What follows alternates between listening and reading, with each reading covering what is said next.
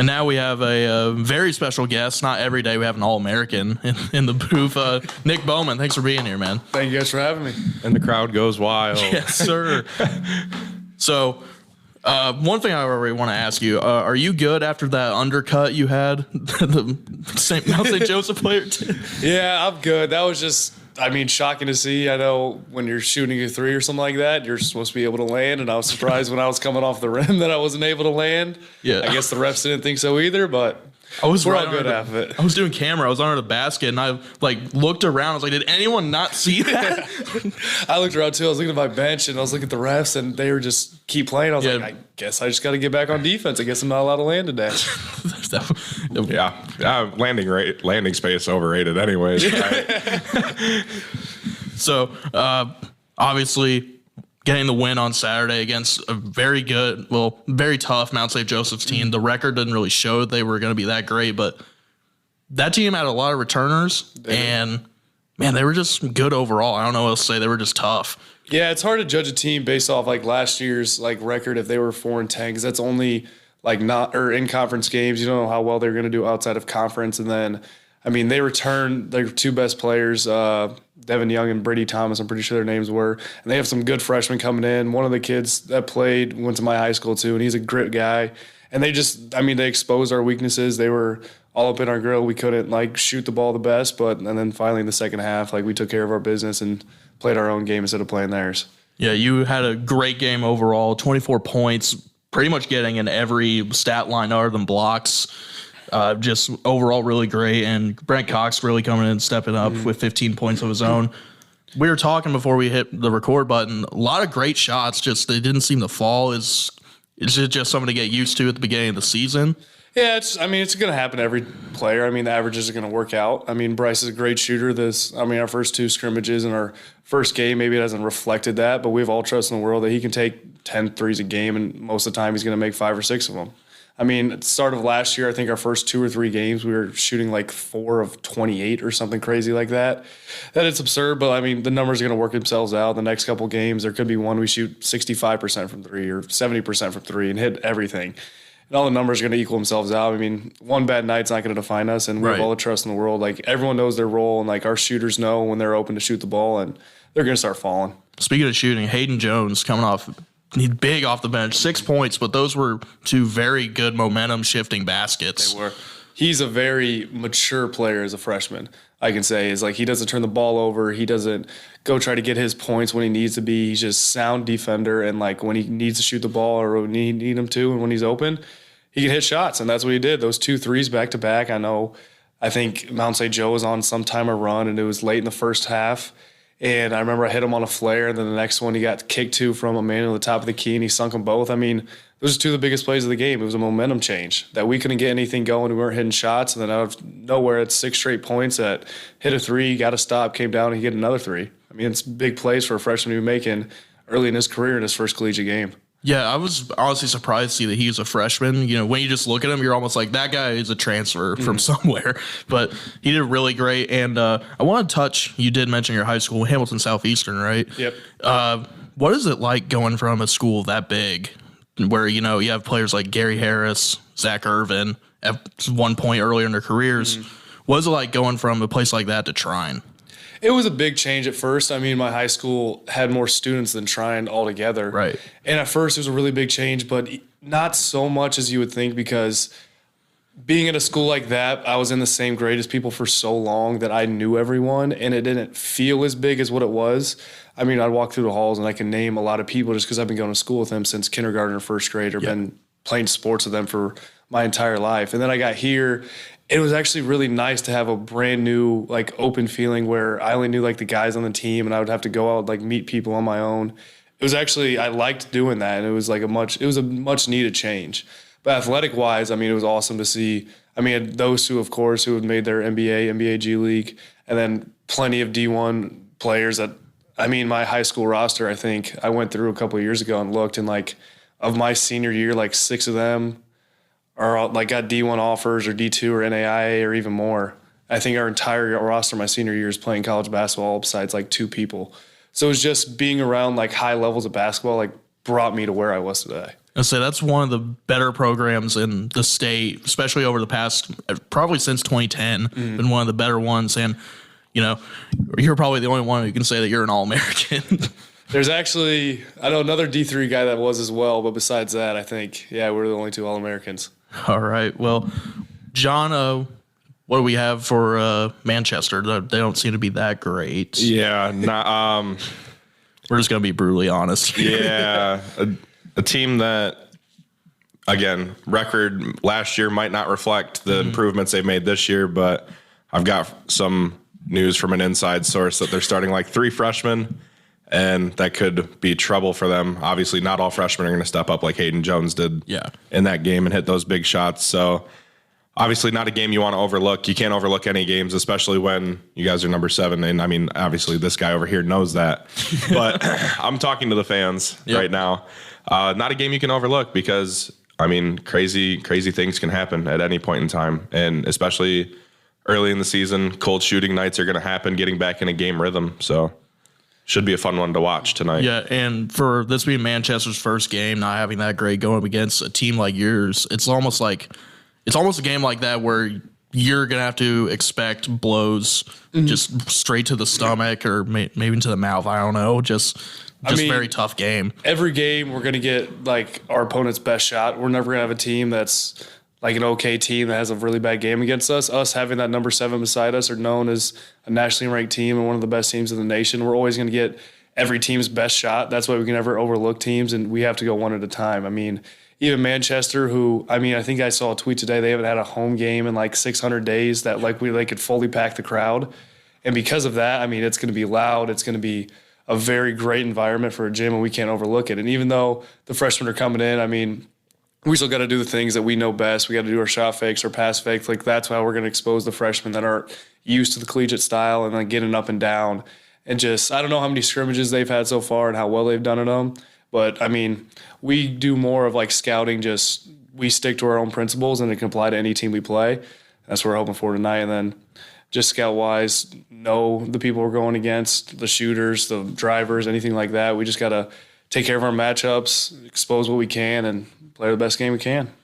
And one thing I'm really excited to hopefully there'll be a stream for it. I imagine. Okay. Manchester usually has stuff. Okay, pretty good about that. So that's my night tonight. Gonna be watching the game.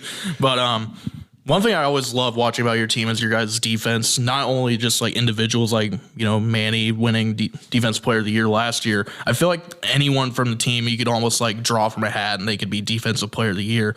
What is that Brooks really instills in you guys to get that going? That's a big thing with coach and also a big thing with our players too, that we have like taking a loving for defense. And especially last year, it's shown more than my first 2 years here. It's like we accepted that we may not be like the best offensive team out there. We're not going to go score 90 points every game, but we can lead the league or lead the nation in steals and blocks and charges that aren't even going to show up in the box score. Like, we take pride in getting stops on the defensive end because it's just like gut crushers for the other team. And that's one thing is like every day at practice, we spend 30 minutes going against our scout group or our second team just playing defense back and forth and just getting stops. And that's what we pride ourselves in. And we've taken a real liking of it. I mean, Manny got Defensive Player of the Year. Bryce was one of the best big man defenders in the league last year, even though we have Brent and Manny, who's 6'7", 6'8". We put Bryce, who's 6'5", undersized, going against the best bigs in our conference, and he did perfect. I mean, he was amazing at it. And then me, Aiden, and Bryce, I'm pretty sure led the conference in steals as well. I mean, everyone else is good. Like, everyone plays a big part in our defense, and we flow so well. And that's where like a chemistry comes along as well too, is we flow so well as a team that when one person like makes a gamble on defense trying to make a play, and the defense or the offense thinks they have an open lane now, the next person's right there. So it's just an amazing, like, it's fun every day in practice playing defense. And when we get to the game, we're not even talking about the offensive end, like, we're going to do this and that, but we're focused on we're going to get a stop. And that's what we pride ourselves in. You touch on the chemistry. Usually colleges, it's a revolving door. Every year you got players leaving. What is it like to have the same core and even adding more players from an undefeated regular season? I mean, it's been awesome. I mean, even since like the end of last year, we knew like no one's leaving. We're going to get everyone back, and we're going to have a couple new incomers. Throughout the summer, a lot of us were together working out random times. We spent our camp here together that we do every summer. Then coming into this year, it's like we didn't skip a beat.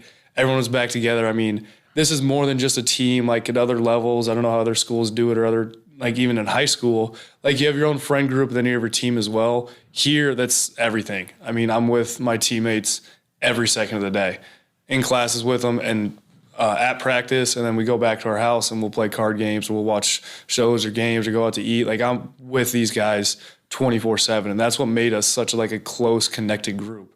And not having anyone leave from last year and having everyone back, that's just made it even better that we have another whole year together just to grow our chemistry even more, to proceed with whatever we're doing on the court and like our success on the court, and especially gain like those relationships off the court as well. I was say you could really see the chemistry in your team after winning that tournament.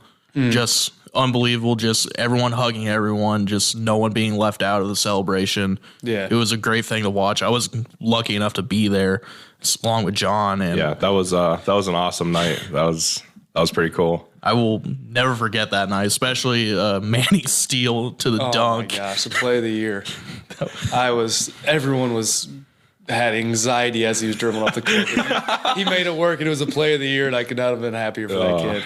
Yeah, that whole week was just incredible because not only we had you guys playing, we also had the women's team playing in the tournament, and they were all at home except for the women's final. And Which is a shame. yeah. Yeah. They're going to bounce back this year. They're going to yeah. take it from them. That's what I was going to say. You just took the words right out of my mouth. Yeah, you might as well just get rid of me at this point. Man, that's do you mind if we talk about the women's team for a little bit? Yeah, of course. Just what do you think is what stands out from the women's team?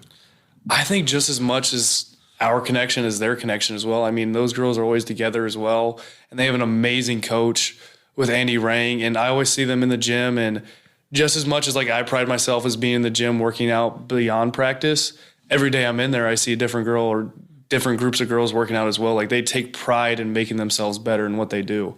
And every day at practice they're doing stuff to make themselves better, and we'll sit and watch their practices and they'll sit and watch ours. We learn off one another. And then like I'm saying, I don't think I've ever walked into the gym and I've not seen any of the girls in there as too working out before their practice is even happening. And they also go very in depth with like their scouting reports and everything like that. It's just amazing to watch two great programs side by side do it together. And it's shown with them number 3 preseason in the nation. Yeah. I'm pretty sure. Yeah. And then, I mean, they're going to take the championship from Hope this year. I just know. Yes, sir. Yeah. That's what I love to hear. A lot of things that need to happen when we play Hope. Yep. W is the main one. Mm-hmm.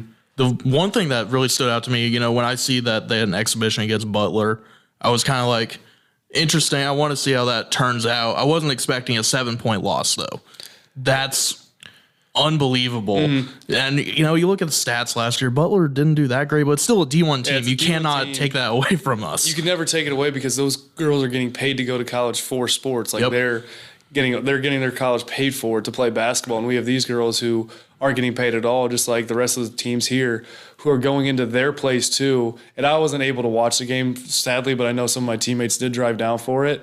And they said it was just back and forth the entire game. It was a really good game. And I know Tara, their preseason All-American, she's a bucket. She had 20, I'm pretty sure, shot the lights out. And I heard everyone played really well and sound. And I know if they had 5 more minutes in that game, it was going to be a W in the Trine column. Yeah, and especially since you go into Hinkle Fieldhouse, which I couldn't control myself if I walked into Hinkle, and let alone just to play. That's the most historic venue probably in all of America. Yeah. And you're walking in there, you're handing them a really good game, and that's just unbelievable. I cannot wait for their season to start as they're going to play Saturday and Sunday. Just unbelievable. As I said, both programs just incredible. I don't know what else to say other than you guys just kill it. It's incredible. I mean, watching them come in, you, Bryce, Aiden, you guys Reese, all came in the same class. And the growth from then to now has been incredible. I remember talking to like Langston and Jason Clune that year, and they're like, man, these guys, they're different, and you guys have lived up to the billing. And I'm definitely excited that I've gotten to witness as much as I have. And then same thing with the women's team, that whole group, it seems like, okay, these people are leaving. They're very key pieces. And then next year it's like, holy cow, you're halfway through the season and you're like, wow, they didn't even skip a beat. Like they just bring in such incredible players that come in and contribute at a high level as freshmen. And it's incredible. I guess the thing I'm curious of is how important do you feel it is to take what you guys have learned the past couple of years and to pass that knowledge on to the freshmen that are incoming about, not giving up and working your tails off? Because I'm sure there's times along your path where you could have been like, nah, I'm good. I don't want to do this anymore. Times where you weren't playing as much. And I mean, now obviously you're one of those guys that can really, tried and true and push it on to guys like, hey, there's no point in giving up because you could end up, where I was and possibly even higher. Yeah, I mean, the whole thing about like basketball and any sports design is like learning from your experiences. I mean, even since freshman year, we had our first championship, and then sophomore year, we kind of had a little drought. But learning the positive and negative traits. Like, you got to look at both things that you're learning from upperclassmen and take them into perspective. And everyone knows, like, we had certain good things about the groups ahead of us and certain bad things. And we knew as our class going to our upperclassmen, our junior year, which seemed like our senior year because we were the oldest ones and we had no seniors with us last year, knowing what traits to display, knowing like how to go about everything. But then another thing with what you were talking about of like talking about your experiences and learning about them is, say you're not playing as a freshman or a little bit as a sophomore. I was the exact same way. I started my first couple games here as a freshman, didn't play the next couple, played even less games my sophomore year, and then I saw an opportunity and I took the most advantage of it. You just have to be fully prepared and like fully ready for when your name's going to be called, because you never know when it's going to be called. I mean, taking it back a look, Baldwin Wallace, my sophomore year, Jason Clune, who you just mentioned, doesn't play the entire game. We're down by 5, I think, with like 4 seconds left or 5 seconds left. He gets subbed in after sitting on the bench for 39 minutes in a row, hits an and 1 3 to almost tie it. We ended up losing the game anyway, but it's something like that you just have to know when your name's called. You just have to be prepared at all times, and you can't get discouraged about, I didn't play this game, I only played this many minutes. It's just about how you're going to respond, because the coaches aren't going to think, we didn't put him in this game, we didn't put him in this game, that means we have to put him in here. They're looking at like types of matchups, what you do best, what you don't do best, and what's going to help us that game. And the best thing you can do is just expand what you're doing for those freshmen. It's very important for us to like talk to them too, is we take a big pride in like bringing the freshmen aside, like when they make a mistake in practice or anything like that, telling them, hey, you could have done this switch here, you could have rotated it here faster, just to get a better look inside, and you made a turnover because you did this instead of this. It's just passing our knowledge on, because when we were freshmen, that's what we wanted as well. So it's all about just that chemistry and just bringing them into the group and letting them like just learn off of us and being a good role model, I guess, for them. Yeah, one thing with when it comes to sports, especially basketball, it's almost like some people don't want to pass on their knowledge because it's like, why would I do that? They can get my minutes from that. Mm-hmm. But people don't realize your legacy is not only on the court, it's what the program is after you're gone. Mm. And that's something I wish a lot more people would understand, because it's never made sense to me. Like when I played in high school, it was always just, I got to tell my guys what they need to do in order to be great. And after I left, I mean, it's not been great so far, but they've made huge strides, and I'm proud of that. And it's just unbelievable to see from just Hayden Jones again coming in huge, and then Riley Cox also coming in pretty big, kind of almost like an empty stat line, but still, if you're watching, his impact was unbelievable. Yeah. And you would never believe that he was a JV player the last 2 years, and he comes in our very first game and getting minutes. I mean, he's made tremendous strides. And like another one, just like I mentioned earlier about shooters, Maeve went 0 of 2 or whatever it was from 3, but he's going to shoot the lights out of the ball just any game on the schedule. You just never know when it's going to be that he's going to come out, hit 4 or 5 threes for us, and he's going to make a big impact. He's one of those guys that's knocked down, and we have full faith in the world when it comes his time and we swing it to him on an open shot that he's going to step up and he's going to hit it. Yeah, luckily you guys do have that faith in him, because they can get discouraged like that. Mm-hmm. Be like, hey, I missed 2 shots in a row. It's like, man, they're not going to pass me the ball anymore. But the way you guys still feed him is incredible to me. Yeah. I know you guys are D3 athletes and, you're just better than the average player, but it's still incredible how wise that you guys are, especially, going into your senior year. Yeah. There's a big thing about our team is we know everyone's role. So we know, we had people who are shooters, like their job, catch and shoot open threes, like our big guys, their post-ups. There's a couple others like driving kicks to the basket or drive into the middle, take a jump shot. Like everyone knows each other's roles when they're playing basketball, like what's their best way to do on offense. So we know, hey, AD, you've missed 2 pull-up jumpers, the next one's going to go in. Brent, you've missed a couple post-ups, the next one's going to go in. Bryce, threes, you're going to hit 4 more in a row. Like we know it. Like we have full faith in the world, and it's not just we know what they are because we've seen it, but we've been with them. Like my group, I've been with Aiden and Bryce, not Reese anymore since he can't play, but the other 2 I've seen 100,000 shots that they've put up doing what they do best, and I'm going to like have full faith in the world that they're going to hit their next one. If they don't hit that one, they're going to hit their next one. It's always going to be that way. Yeah, and you could tell that you were telling Brent to keep going because he was getting hacked down in that game. Just, I don't know what was up with those refs, man. I mean, that was an interesting game. You have the Mount St. Joseph coach up and down the sideline screaming and hollering, and I thought he was going to run on the court a couple of times when you guys were on fast breaks. I was like, what is this guy doing? And then he's just hollering at the refs, and then Connor Jones gets bumped or whatever, almost got a steal, I think it was, and then he says something and gets teed up immediately. Yeah, that made no sense to me. Yeah, that was it was of how that game was. That should not have been an attack at all. It was their first game too, man. Hey, I'll give them a pass, like for a little bit, I guess, but it was just interesting. Something that you talked about there that I would like to touch on. It got talked about on the broadcast a little bit, but obviously no Reese McGinty this year. That's a big time loss. I mean, that's a guy that provides a lot of really quality minutes off the bench. I'm still super happy he gets to be on the bench. I had a class with him or 2. He's just a great person. Yeah, great person. Is there anything you'd like to say about quite possibly? I think he could win Teammate of the Year. On that team, as great of a group of guys you are, I know that Reese would be in strong contention for Teammate of the Year. If there was a teammate award, I'd give it to Reese 100 times over. And what you mentioned earlier is like, you're like, can't think of the word. How you like are about a person or how people know you isn't just on the court, but it's off the court as well. Mm-hmm. And Reese Mott, like I think it was 53 or 54 points he scored. I read an article about him. But there's so much more to Reese as a basketball player and as a teammate that goes beyond like his stats in the box score each night. He's the best team I ever had, and I don't think there could be anyone that even comes close to who he is as a person. The energy and like togetherness that he brought with us is like you can't replace it for anything in the world. And the fact that he's still able to continue his coaching career, what he's going to do past schooling, and still be a part of this team is like the best thing about him. And he would always come in, and you always knew he's going to hit the 3 for us whenever we needed him. And he was always going to step up when we needed him most too. And the limited opportunities he had might have last year, or he was going to get a steal, or he's going to step in front of someone and take a charge. But he does so much for this program that you might not see in the box score and the headlines that we would not be winning any championships. We would not have 3 rings with us right now if it wasn't for him. He's one of the biggest parts to the Trine men's basketball program. He's going to be one of the best names and most like brought up names after we go through and after other generations of Trine basketball players come in.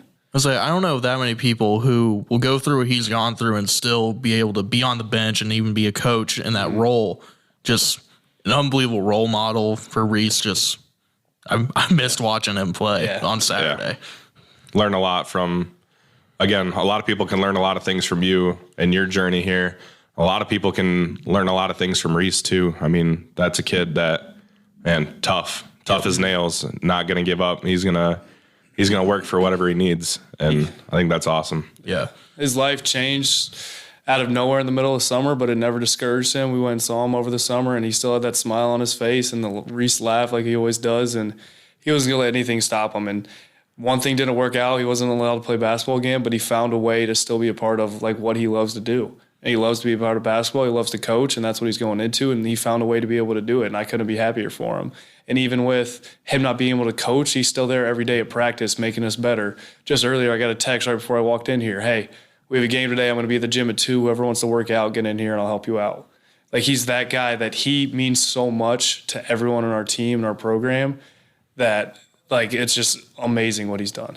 So I love when players and also coaches will do that, be like, they'll almost put in more work than what other coaches would. Be like, hey, I'm going to be here like a half hour early than the other coaches. I'm going to open up the gym. You guys just go do your thing. And unbelievable for Reese. Just, again, after that tournament win, he lit up so much, and it was unbelievable to see. And He was one. It was him and Aiden and a couple other guys came over to the broadcasting team. Said thank you for everything, and that meant a lot to me, especially since that was like my 5th game at that point. Yeah. I was like, I haven't been here at all. Drew's a child still, basically. I was like, I haven't been here at all, but cool. But man, John, we have any more? No, I think that's all. I think we've talked. I think we've taken enough of this time. Man's time. It's 1:00. He's got a practice to get ready for. Apparently at 2. I think he was dropping a hint. He might go for another one of his trademark 3-hour runs. I don't know. I mean, this guy's crazy. So, Nick, we appreciate you. Well, thank you guys so much. Good luck tonight. Hopefully you guys beat Manchester. My one of my high school teachers went to Manchester, so I love to talk crap to him whenever we win. We'll see what we can do. Yeah, if you do that for me, that would be great. And good luck the rest of the season, man. Thank you guys so much. Thank you.